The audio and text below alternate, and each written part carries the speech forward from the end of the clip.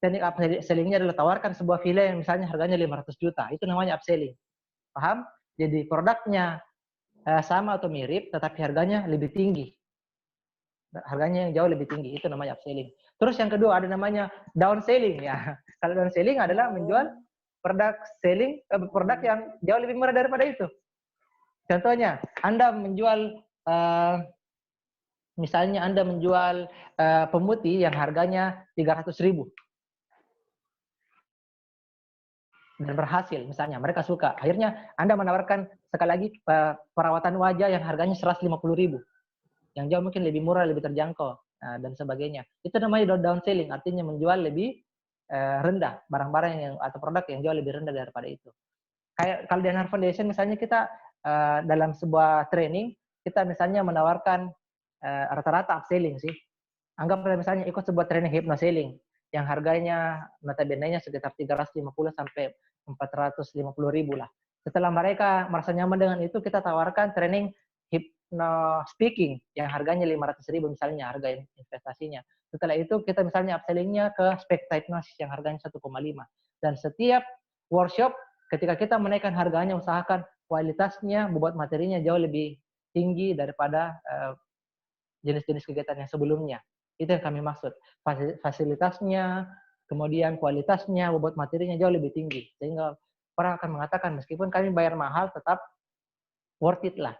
Sesuai dengan yang kita keluarkan, dana yang kita keluarkan. Kalau upselling, kalau downselling ya lebih turun, lebih rendah.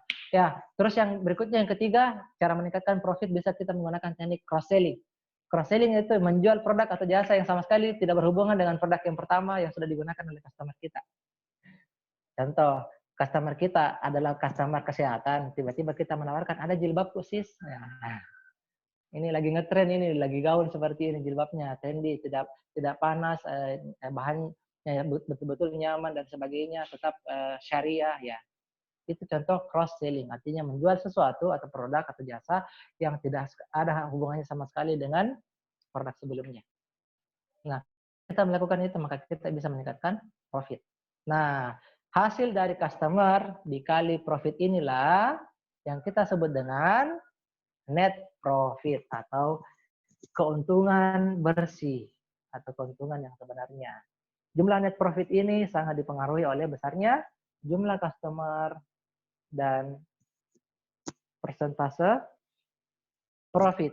Semakin besar persentase profit Anda atau margin keuntungan Anda, maka insya Allah net profitnya akan semakin tinggi. Nah, terakhir saya akan mau berbagi tentang post sales strategi yang tadi saya katakan bahwa penting melakukan pendekatan pada saat pre-selling atau proses sebelum penjualan, tapi itu cuma sekitar 30%. Maka yang lebih penting adalah melakukan proses pendekatan kepada customer kita post-selling alias setelah penjualan. Atau kita biasa sebut istilahnya dengan follow up. Nah, beberapa post sales strategi yang saya beberkan di sini adalah, saya sudah pernah bahas di hypnoselling sebelumnya.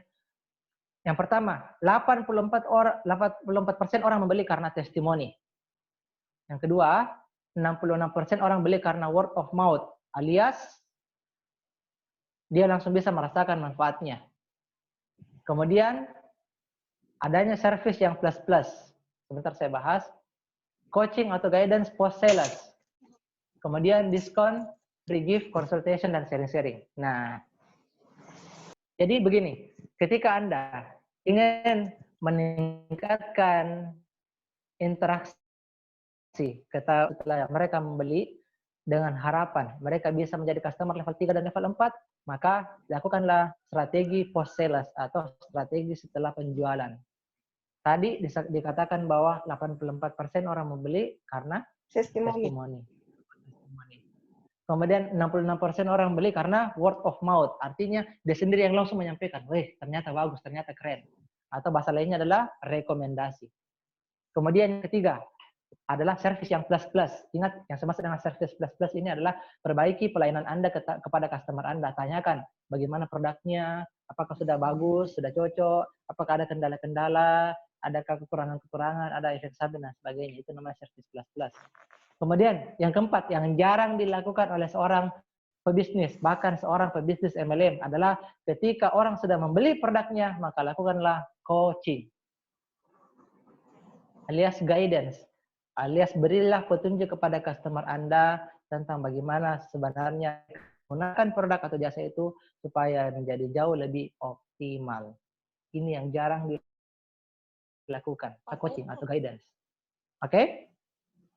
Oke? Bimbingan ya. Terus yang kelima, setelah post sale strategi dari post sale strategi ini adalah berikanlah diskon untuk produk atau jasa selanjutnya, atau berikanlah free gift, hadiah gratis, terserah apapun jenis hadiahnya, atau berikanlah sesi konsultasi, atau berikanlah sesi sharing-sharing yang gratis kepada customer Anda. Entah kenapa, insya Allah ketika Anda bisa melakukan itu semua, maka produk Anda tertanam di pikiran bawah sadar mereka. Dan dengan demikian, maka hypnoselling dikatakan Anda telah lakukan dengan sangat-sangat baik. Paham sampai di sini? Paham? Paham. Oke. Sip. Nah, masih ada waktu sekitar 15 menit sebelum pukul 3. Saya mempersilakan kepada teman-teman untuk bertanya dari materi yang tadi saya sampaikan. Kalau misalnya ada yang kurang jelas, silahkan, atau ada bagian yang ingin diperinci mungkin silahkan. Tapi sebelum teman-teman bertanya, sebutkan dulu namanya, berasal dari mana, dan berikan pertanyaan dengan jelas, tidak usah bertele-tele. Silakan.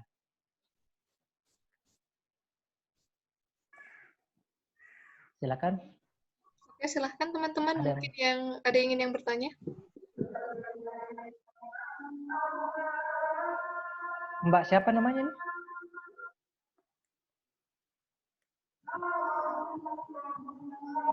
Wah, sudah ada Masjid yang Hasan ya? Jangan-jangan itu di Halmahera. Ayo, silakan. Ada yang mau bertanya? Ada?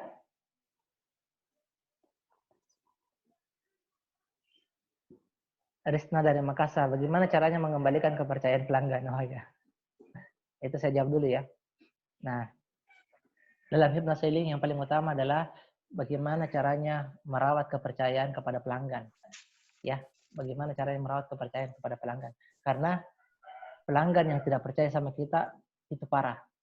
Itu sebuah kesalahan yang bisa dikatakan fatal akibatnya kepada bisnis kita. Karena kenapa? Mereka bisa cerita kepada orang lain kejelekan-kejelekan kita, atau karena mereka tidak percaya sama kita. Itu parah. Usahakan merawat customer Anda, apalagi yang tipenya adalah loyal customer atau level advisor, usahakan merawat mereka supaya betul-betul percaya sama kita. Nah, kalau tentang kepercayaan ini, dulu sebenarnya saya sudah bahas sebelumnya di sesi kedua tentang the car. Ada sebuah formula yang kita perlu lakukan untuk menciptakan kepercayaan kepada customer kita. THECAR. Tapi nanti saya share saja linknya karena panjang sekali penjelasannya.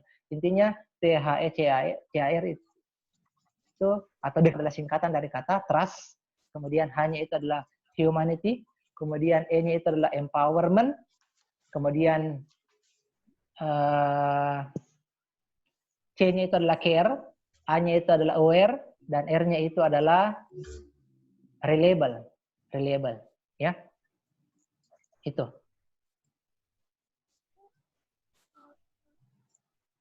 Oke. Wah. Ada silakan. Oke. Ini ada pertanyaan lagi, Coach, dari apa pertanyaannya? Silakan. Dari Makassar. Ibu siapa? Ada pertanyaan saya bacakan ya dari Ibu Kaisa di Makassar. Dia bertanya, silakan. saya sering di FB dan Instagram, tapi tetap tidak ada yang komen atau apa begitu. Bagaimana strategi saya, Coach? Iya. Kalau saya baca sepintas, kemungkinan besar Anda terlalu banyak jualan di Facebook dan di Instagram. Ada banyak hal yang tabu yang dilakukan di Facebook.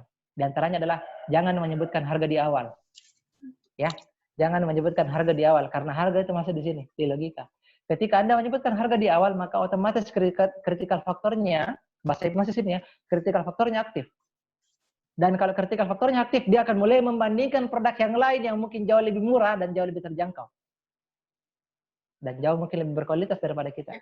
Oleh sebab itu, ketika ada yang bertanya harga, usahakan sebisa mungkin hindari dulu untuk menjelaskan harga di awal. Pasti bertanya lagi, bagaimana caranya menghindari. Ya. Kalau ada yang bertanya, saya jawab. Tapi kalau tidak ada yang bertanya, saya tidak usah jawab. Karena ini rahasia. Bertanya, Bagaimana caranya, Mister?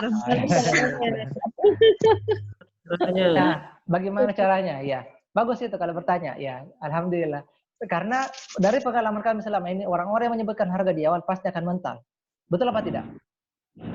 80% orang yang dikasih tahu harga, muntaber, mundur tanpa berita. Betul ya? Betul ya?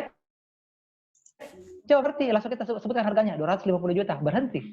Berhenti chat. Berapa harganya produk? 425.000. Berhenti chat dia.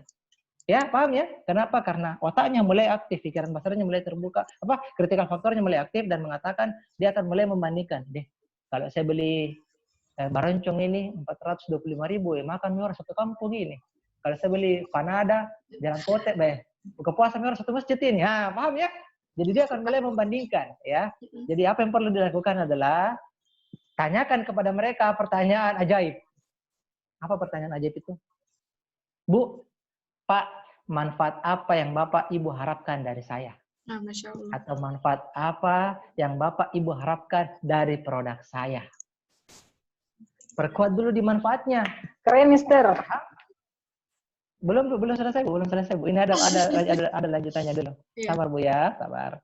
Nah, kalau teman-teman memperkuat manfaatnya, maka apa yang terjadi? Otomatis pikiran pasarannya terbuka. Oh, Pak, saya sebenarnya beli rumah supaya tidak disita sama bank, supaya lebih murah, lebih terjangkau, lebih syariah, contohnya ini properti syariah, supaya tidak riba Pak, supaya saya tidak dikejar-kejar sama developer, saya tidak suka ditagih-tagih. Nah, kebetulan Pak, perusahaan kami memiliki semua yang Bapak butuhkan dengan harga yang sangat-sangat terjangkau. Paham ya? Ketika Anda mengatakan manfaat apa yang Anda harapkan dari kami atau produk kami, maka otomatis mereka akan menjawab sendiri pertanyaannya. Dan kalau mereka menjawab sendiri pertanyaannya, maka pada saat itu kita bisa closing. Dengan memposisikan diri kita sebagai solution giver, sebagai pemberi solusi, pemberi pemecah dari permasalahan yang mereka miliki sekarang. Oke. Paham ya? Bagaimana Ibu? Oke, lanjut pertanyaannya. Ibu Kaisah, saya lanjut ya, Coach. Pertanyaan selanjutnya, Ya. Ada Ibu Wasiati dari Makassar. Bagaimana kita mengetahui dengan cepat bahwa orang tersebut adalah target pasar kita? Ya, silahkan Coach. Apa?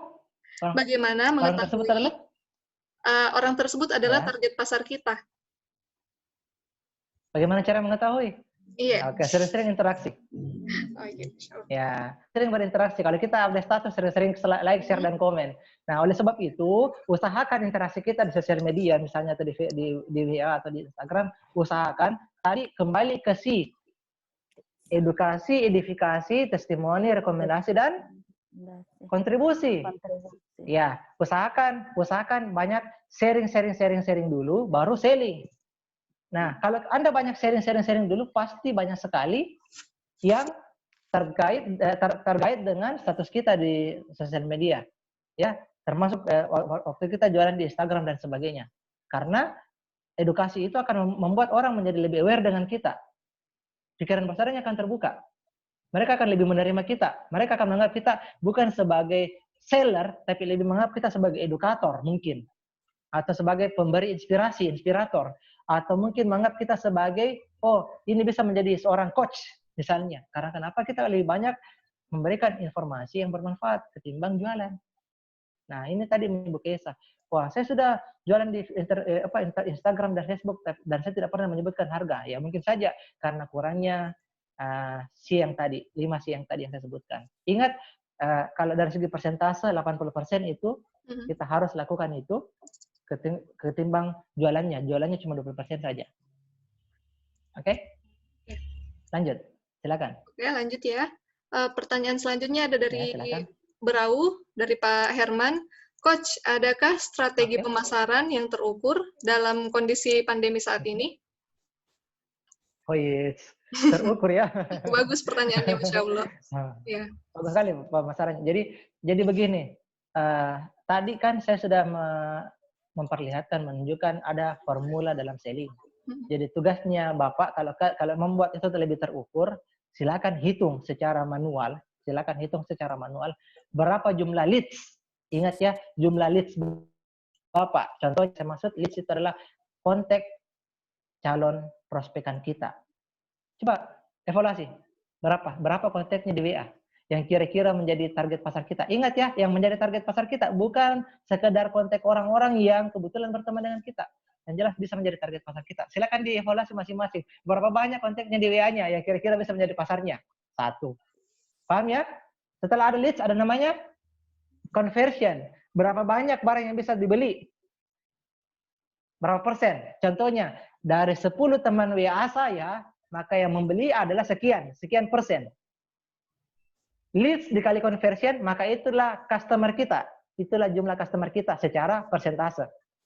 Nah, setelah kita mendapatkan persentase, nah sekarang kita menentukan profit yang kita inginkan. Berapa jumlah profit dari produk kita atau jasa kita? Nah, baru dihasilkan namanya net profit. Paham ya? Nah, itu cara termudahnya untuk melihat atau menghitung secara kalkulasi rasional di atas bagaimana caranya menentukan jumlah net profit yang kita miliki di masa pandemik seperti sekarang ini. Berarti ujung-ujungnya sekali lagi harus memperbanyak kontak WA. Paham ya? Oke, lanjut. Oke, pertanyaan dari Ibu Miska Rahman. Cross-selling coach, misalnya kayak jualan properti lagi sepi, kemudian beralih ke jualan hand sanitizer. Apakah ini tidak akan mencederai brand sebagai penjual properti? Ya, silahkan dijawab, Chef. Oke. Coach. Begini ya. Boleh saya bertanya? Kalau disebutkan kata Mr. Anhar, apa yang ada di benak Anda? Silakan jawab. Kalau disebutkan kata Mr. Anhar, apa yang ada di benak teman-teman sekalian? Sebutkan. International coach. International. Oke, trainer. Apa lagi? Hipnosis. Apa lagi? Terapi kelas hipnosis, kelas terapi. Vibrasi. Apa lagi? Apa lagi? Oh, warna hitam. Apa lagi? Anhar Foundation. Alhamdulillah. Apa lagi? Saudaranya Mr. Raja. Oh, itu bukan branding. Apa lagi? Kan curhat. Apa lagi? Apa nih? Alhamdulillah ya. Tidak ada satupun yang negatif tentang branding saya di sosial media ya. Ada tidak teman-teman yang tahu bahwa saya sebenarnya adalah penjual jalan kote? Tidak. Iya. Ada tidak teman-teman yang tahu kalau saya punya waktu luang saya jadi tukang parkir? Tidak. Ada tidak teman-teman yang tahu kalau kebetulan ada teman-teman yang butuh saya biasa jualan tiket pesawat?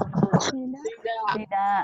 Iya, tidak perlu mencederai branding yang sudah kita bangun di sosial media. Kalaupun ada jualan kita, lakukan secara personal. Jangan dilakukan di sosial media. Kalau kita sudah terbranding sebagai agen properti syariah. Bisa dimengerti ya? Jadi ada namanya branding utama. Dulu saya bahas di angkatan kedua kalau tidak salah. Ada namanya branding utama, ada namanya sub-brand. Paham ya? Jadi anggaplah saya, branding utamanya adalah trainer. Ada namanya sub-brand. Misalnya, hypnoselling, hipnoterapi, vibrasi rezeki, trainer, motivator, business coach. Apa lagi? Penulis buku. Itu namanya sub-brand. Jadi branding utama adalah skill utama kita. Sedangkan sub-brand itu menunjukkan kemampuan apa atau manfaat apa saja yang bisa kita bagikan atau kita bisa sharekan kepada orang lain. Paham ya? Iya. Manfaat yang orang bisa terima dari kita. Itu namanya sub-brand. Jadi sekali lagi, jangan pernah mencederai branding Anda. Kalau Anda sudah terlanjur menjadi seorang agen properti syariah, maka tingkatkan itu. Jangan sampai Anda suatu hari kelihatan jualan sendal, jualan panada, jualan topak lada, jualan jalan kote. jualan masker. Jangan sampai mencederai itu. Paham? Paham. Bisa mengerti? Nah, kalau Anda seorang ahli bekam dan ruqyah, jangan sampai mencederai dengan cara Anda misalnya bicara tentang politik, kemudian menyinggung-nyinggung pemerintah misalnya, kemudian Anda berbicara tentang yang bukan dari latar belakang pengetahuan kita, Anda berbicara tentang fashion dan sebagainya. Orang bilang, apa sebenarnya ini, Kak? Meskipun Anda itu Pak Balu, jadilah Pak Balu yang cerdas. Jangan jadi Palu Gada. Apa lu mau, gue ada. Ya. Jangan. Ada namanya branding utama. Usahakan branding utama itu melekat di pikiran masalah customer. Lalu pukul pidato. Oke, lanjut. Iya, jadi insya Allah kita harus ingat kata kuncinya, harus jadi Pak Balu cerdas di, insya Allah. Iya, betul, Pak Balu yang cerdas. Ya, makanya disebut dengan hypnosealing zaman now. Diterapkan di zaman now, karena sebenarnya hypnosealing dulu sudah ada sejak, sekali lagi, 150 tahun yang lalu. Pasti Anda belum lahir semua, kan? Ilmu hypnosealing sudah ada. Dibukukan sama seorang ahli hipnoterapis yang namanya Milton Erickson. Ya, bukan kakek semua itu, Di? Alhamdulillah, bukan namanya kakek, ya. Jadi sudah ada ilmunya yang keren. Biasanya ilmu turunannya disebut dengan Neuro Linguistic Programming. Jadi sudah lama sekali sebenarnya ilmu hypnosealing itu ada. Tapi kenapa kita menggunakan kata zaman now? Karena materi ini kita sesuaikan dengan perkembangan zaman saat ini. Di mana rata-rata kita menggunakan media online, termasuk chat, termasuk WA, termasuk Zoom pada hari ini, termasuk Facebook, termasuk Instagram. Itu kan tidak ada sekitar 20 tidak ada, kan? 50 tahun yang lalu tidak ada. Paham ya? Jadi kita bagaimana caranya mengkonversi ilmu hypnosealing beberapa ratus tahun yang lalu kita konversi ke zaman sekarang. Makanya disebut dengan hypnosealing zaman now atau HSJN. Oke? Mantap? Oke, lanjut. Oke. Lanjut. Ini pertanyaannya curhat kayaknya, Coach. Dari Ibu Firnawati dari Jeneponto. Silakan.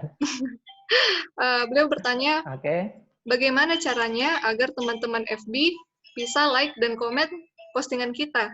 Padahal saya sudah like dan komen positif ke setiap postingan mereka.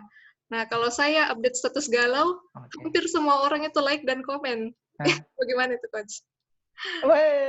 Berarti semua orang mengharapkan Anda itu galau dan menderita. Maka berhentilah galau, ya. Berhentilah galau. Ingat, tadi kan saya bilang gunakan sosial media Anda dengan baik. Ingat, sosial media untuk mengumpul leads, bukan untuk menciptakan customer. Bukan untuk menciptakan customer. Customer biasanya diciptakan di mana? Lewat offline atau lewat WA. Kalau teman-teman yang pintar bisa lewat Google dan lewat Instagram. Tapi rata-rata kalau di Facebook itu bukan menciptakan customer. Karena Facebook itu luas. Tidak semua yang ada di Facebook itu pasar kita. Ingat ya, untuk menciptakan leads terlebih dahulu. Untuk menciptakan leads terlebih dahulu, maka ya lakukan yang seperti yang saya katakan tadi. Misalnya, berbagi informasi bermanfaat. Pagi-pagi menyapa. Ya, Assalamualaikum, selamat pagi, ya, salam sejahtera. Saya doakan Anda semua yang ada pada hari ini membaca status saya, semoga closingannya dahsyat, rezekinya mengalir melimpah. Amin. Amin ya Allah. Ya, paham ya? Berikan kisah-kisah yang inspiratif. Siapa yang baca status saya tadi pagi yang judulnya kepercayaan? Ada? Belum sempat baca, Coach.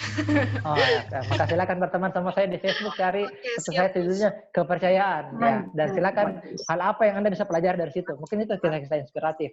Kemudian Anda bisa berbagi quotes, ya. Saya punya ciri khas di Facebook. Silakan perhatikan dengan sangat-sangat baik.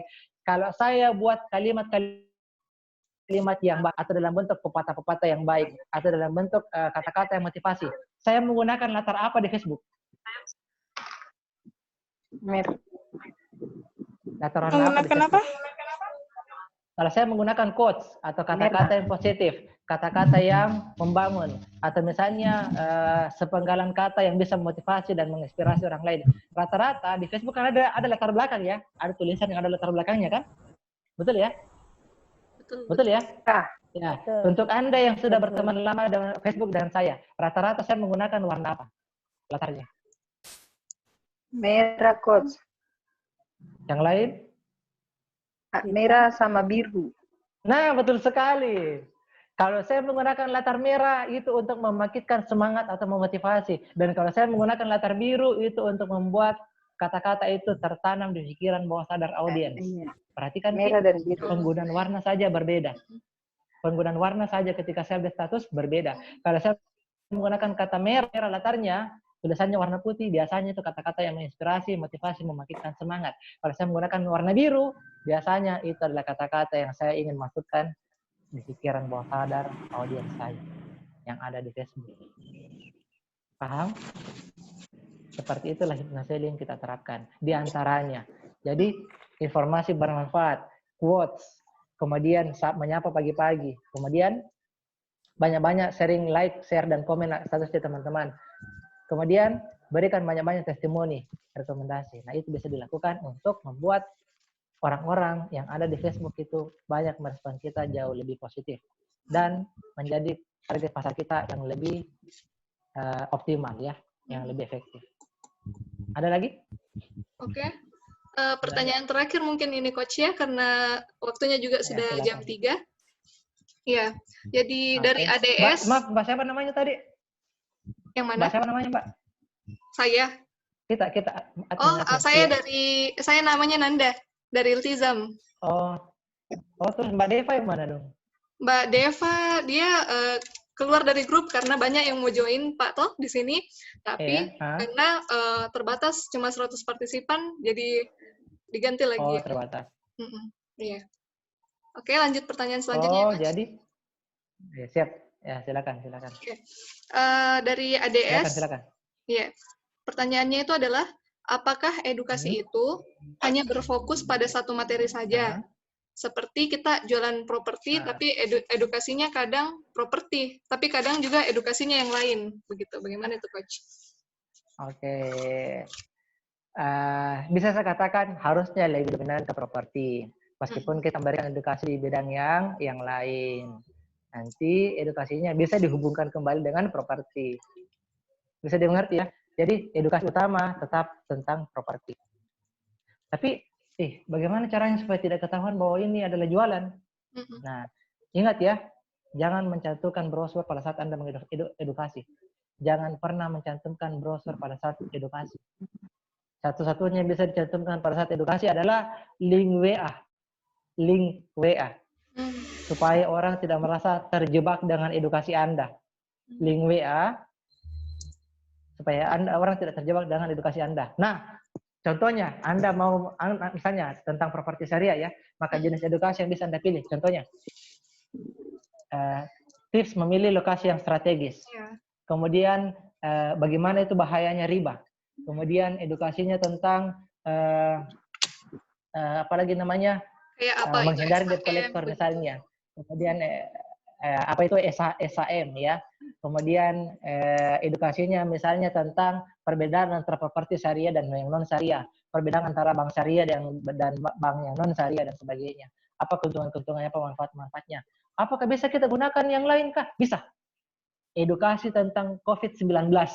Iya. Yang nanti akan dihubungkan ujung-ujungnya dengan properti syariah. Bisa saja.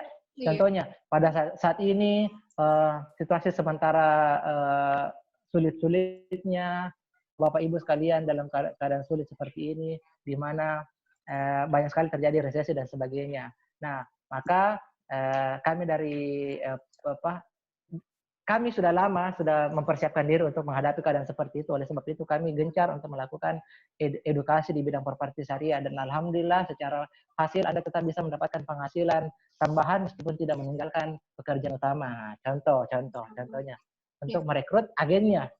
Oke, kalau untuk merekrut calon customer untuk bayarnya misalnya, atau user untuk pembeli rumahnya, mungkin kita bisa bahas tentang deflasi atau inflasi, di mana nanti itu bisa berdampak kepada naiknya harga dolar, dan itu oleh sebab itu kita bisa mulai dari sekarang kita bisa berinvestasi dengan cara ya sedikit demi sedikit kita cicil supaya lebih aman. Kita bisa menggunakan sistem properti syariah di mana pembayarannya flat misalnya, kemudian apalagi tidak ada sistem sisa dan denda. Oleh sebab itu kita bisa amankan kita bisa misalnya dengan dana 3 sampai 5 juta saja kita sudah bisa DP dan sebagainya. Paham ya? Nah, jadi kita bahas tentang COVID ya ke properti syariah. Bisa saja. Bisa saja. Mau bahas tentang pelapor, ujung-ujungnya properti syariah bisa juga. Ya. Pokoknya apapun bisa kita hubungkan. Tapi ada yang namanya core-nya, ada yang namanya intinya. Dan intinya itu selalu berkaitan dengan brand utama kita. Brand utama kita. Apapun yang kita bahas selalu berkaitan dengan brand utama kita. Sama dengan saya. Saya bahas tentang COVID, saya bahas lagi tentang hipnoterapi. Terus saya bahas tentang selling, saya bahas juga tentang kajian hipnoterapinya. Kemarin saya bahas tentang orang di rumah sakit Dadi, kita bahas lagi tentang hubungannya dengan hipnoterapi. Jadi selalu ada hubungannya dengan brand utama kita. Oke? Jadi paham dia ya? coach berita yang lagi viral saat ini terus dihubung-hubungkan dengan produk yang kita jualkan, coach? Bisa sekali, bisa sekali. Jadi Bisa sekali, semuanya bisa dihubung-hubungkan sebenarnya. Itu tinggal membutuhkan kreativitas dan kemauan dari kita untuk menghubungkan itu. Karena sebenarnya ada namanya ilmu cocoklogi. Dan tentunya ilmu cocoklogi ini bisa digunakan di Indonesia. Karena kita harus ngomong berdasarkan terlalu banyak kajian-kajian ilmiah. Harus berdasarkan hipotesa-hipotesa dan sebagainya. Tapi kalau di Indonesia semuanya bisa dicocoklogikan ya. Jadi beruntunglah Anda berada di Indonesia. Ya, satu kesyukuran. Jadi insya Allah semua bisa dilakukan. Anda mau jualan hand sanitizer, Anda menghubungkan dengan konspirasi, terserah, itu juga bisa dilakukan. Anda lagi jualan sandal, Anda menghubungkan dengan kasus di Wuhan, terserah, itu pun Anda menghubungkan. Anda lagi jualan kosmetik, Anda menghubungkan dengan banyaknya orang meninggal di Italia, terserah, pokoknya itu bisa dilakukan. Selama Anda bisa kreatif dan tetap kembali pada brand utama kita, brand identity kita. Paham ya? Oke, insya Allah. Bisa dimengerti? Iya. Oke, sip. Saya ingin memberikan penyampaian bahwa teman-teman sekalian, penyampaian yang saya sampaikan ini mungkin sangat-sangat sederhana, sangat-sangat singkat, sangat-sangat padat, dan semoga jelas ya. Dan ini cuma salah satu bagian dari materi hypnoselling zaman now atau materi kelas online hypnoselling yang kita adakan. Alhamdulillah hari ini difasilitasi sama teman-teman Iltizam. Kami sangat mengapresiasi itu dan kami sangat ucapkan terima kasih banyak. Teman-teman jangan bosan-bosannya untuk menerima ilmu dan belajar dari mana saja lah, dari Anhar Foundation, dari mana saja selama itu bermanfaat. Apalagi ini zamannya lockdown, kita lagi banyak-banyak di rumah, maka semoga dengan lockdown itu jangan membuat kita menjadi pesimis dan terhanyut oleh suasana, tetapi membuat kita menjadi lebih optimis dan lebih kreatif. Ya, optimis dan kreatif itu kata kuncinya. Ini saya ingin berbagi kepada teman-teman semua bahwa selama kita optimis, selama kita kreatif, insya Allah lockdown ini akan terasa menjadi sangat-sangat indah. Jalan kita akan semakin meningkat dan insya Allah ketika kita berprasangka positif kepada Allah Subhanahu Wa Taala atas segala sesuatu yang terjadi, pasti akan ada berkah di balik wabah. Berkah di balik wabah. Insya Allah. Jadi insya Allah sekali lagi nanti materi saya sharingkan kepada admin. Dan nanti adminnya bisa share kepada teman-teman yang sudah terkonek di WA-nya. Dan kalau masih ada yang belum jelas, belum bisa dimengerti, bisa tanyakan kepada saya lewat Japri di nomor yang saya sharingkan nanti.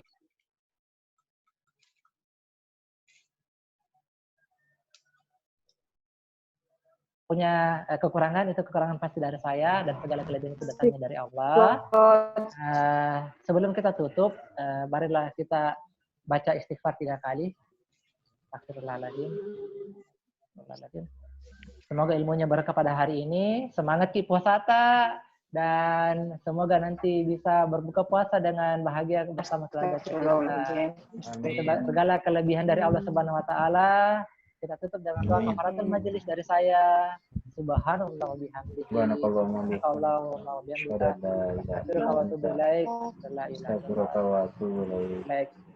Assalamualaikum warahmatullahi wabarakatuh. Silakan kepada moderator. Ya, itu tadi materi dari Coach Mr. Anhar, yang Masya Allah luar biasa. Videonya untuk video Zoom kali ini, insya Allah nanti dari tim Iltizam sudah recordkan untuk teman-teman. Ya, jadi nanti insya Allah akan dibagikan link serta diupload di akun YouTube-nya Iltizam. Ya, jadi kalau ada pertanyaan juga jangan ragu untuk langsung japri ke Coach Anhar ya. Iya. Terima kasih banyak waktunya untuk Coach Anhar. Nama grup Facebooknya tadi, Mbak. Nama grup Facebooknya. Grup Facebook? Namanya. Bisa di Anhar Foundation saja. Anhar Foundation nama fanpage-nya, ya. Anhar Foundation. Oke. Syukran. Bisa mungkin disebutkan lagi? Oke. Terima kasih banyak juga untuk Coach Anhar yang sudah sediakan waktunya sharing-sharing ilmu yang Masya Allah sungguh bermanfaat bagi kita semua tadi. Dan teman-teman juga yang sudah berpartisipasi dalam kegiatan webinar Iltizam hari ini. Ya. Oke, saya tutup dengan mengucapkan Assalamualaikum warahmatullahi wabarakatuh. Waalaikumsalam warahmatullahi wabarakatuh. Terima kasih, Pak. Waalaikumsalam warahmatullahi wabarakatuh. Terima kasih, Kasih Admin. Iya, sehat-sehat semuanya. Sehat-sehat semua. Terima kasih semuanya. Silaturahmi semua Sampai ketemu di lain kesempatan. Iya. Sampai ketemu di WA, sampai ketemu di grup, sampai ketemu di fanpage.